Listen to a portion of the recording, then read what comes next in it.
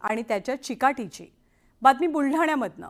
बुलढाण्याच्या खामगावात 8वी इयत्तेत शिकणाऱ्या या मुलाला दोनही हात नाहीयेत, मात्र आपल्या या उणीवेवरती मात करत या मुलानं कमाल केली आहे। विश्वजित राजू बोराडे नावाच्या विद्यार्थ्यानं चक्क पायानं चित्र काढत चित्रकलेच्या इंटरमिजिएट परीक्षेत ए ग्रेड मिळवलाय। दोनही हात नसले तरी हा लहानगा कुणावरही विसंबून नाहीये, अवलंबून नाहीये। आपली सगळी कामं तो पायानंच करतो आणि आता पायाच्याच माध्यमातून त्यानं चित्रकलेमध्ये सुद्धा प्रावीण्य प्राप्त केलंय। त्याची जिद्द आणि चिकाटीला सर्वांचा सलाम। हात दाखव तुझे।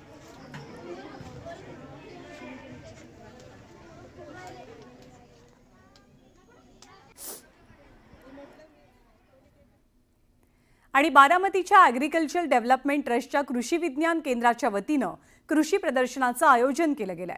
या प्रदर्शनात हैदराबादच्या नवाबाचा सोनेरी रंगाचा एक घोडा सर्वांचंच लक्ष वेधून घेतोय। विशेष म्हणजे या घोड्याची मालेगावच्या यात्रेत 11 कोटींची किंमत सांगितली होती।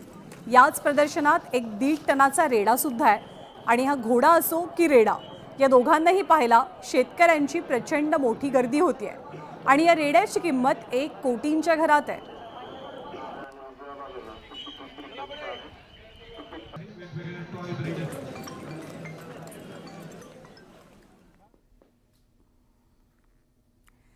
तर आतापर्यंत आपण महाराष्ट्रात आज दिवसभरात घडलेल्या सगळ्या महत्त्वाच्या बातम्यांचा सविस्तर आढावा घेतलेला आहे।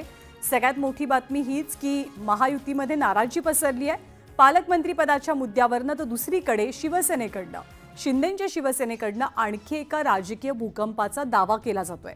त्यामुळे महाराष्ट्रात आगामी काळात राजकीय पटलावरती कोणत्या घडामोडी घडतात हे पाहणं कमालीचं उत्सुकतेचं असेल। आणि यानंतर आपल्याला महाराष्ट्रातल्या गावागावात जिल्ह्यात शहरात आज दिवसभरात काय घडामोडी घडल्यात याचा वेगवान आढावा घ्यायचा आहे। सुरुवात करूया महत्त्वाच्या बातम्यांनी।